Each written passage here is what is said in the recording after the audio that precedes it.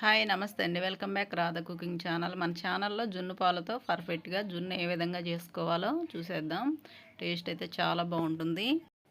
Channel ఎవరైనా subscribe చేయకపోతే subscribe చేసుకొని బెల్ ఐకాన్ని యాక్టివేట్ చేసుకోండి. నేను ఎప్పుడు వీడియో పెట్టినా మీకు నోటిఫికేషన్ వస్తుంది. ఎలా చేయాలో చూసేద్దాం. జున్ను పాలు 1/2 లీటర్ తీసుకున్నా. చిన్న కప్పు బెల్లం తీసుకోవాలి. గిన్నె ఒకటి తీసుకొని ఇందులో జున్ను పాలు వేసుకోవాలి.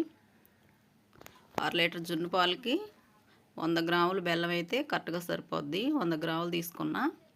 చిన్న గిన్నె తురుము పెట్టుకొని వేసుకోవాలి మెత్తగా. అప్పుడు తొందరగా కలిసిపోద్ది పాలల్లో.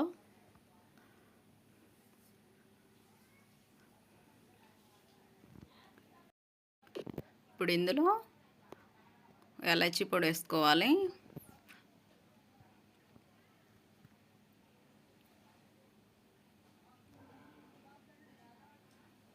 స్మెల్ బాగుంటుంది. వేసుకొని బాగా బెల్లం మొత్తం కలిసిపోయేటట్టు పాలల్లో కలుపుకున్న తర్వాత ఇవి గిన్నెలో వేసుకోవాలి. ఈ పాలు సరిపడా ఉండే గిన్నెలో వేసుకోవాలి. ఉడికించుకోవాలి కాబట్టి ఈ సైజు గిన్నెలో వేసుకుంటే గిన్నె పట్టిద్ది.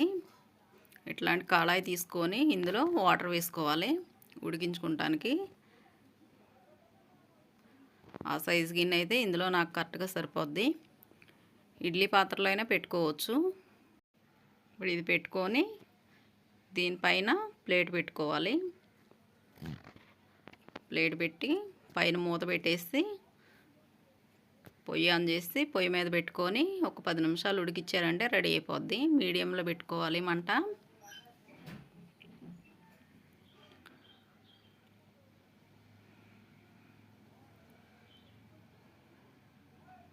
ఇప్పుడు ఇది చూద్దాం, ఉడికిందో లేదో చెక్ చేసుకొని తీసుకోవాలి. స్పూన్కి ఏం అంటుకోవట్లేదు. చూస్తారా, ఈ విధంగా ఉన్నప్పుడు తీసేసుకుంటామే. ఉడికిపోయింది. సైడ్లు ఇలా చాకుతో తీసుకొని ప్లేట్లో పెట్టేశారంటే ఈజీగా వచ్చేస్తుంది. ఈ విధంగా తీసుకున్నాక ఇంక ఇది కట్ చేసి సర్వ్ చేసేయచ్చు. స్వచ్ఛమైన గేదె పాలు. టేస్ట్ అయితే చాలా బాగుంటుంది. ఒకసారి జున్ను పాలు ఉన్నప్పుడు ఈ విధంగా ట్రై చేసి చూడండి. కొంతమంది అయితే డైరెక్ట్గా పొయ్యి మీద పెట్టేస్తారు పాలు బెల్లం కలిపి. ఆ విధంగా పెడితే అస్సలు రాదు. ఇలా చేశారంటే చాలా బాగా వస్తుంది.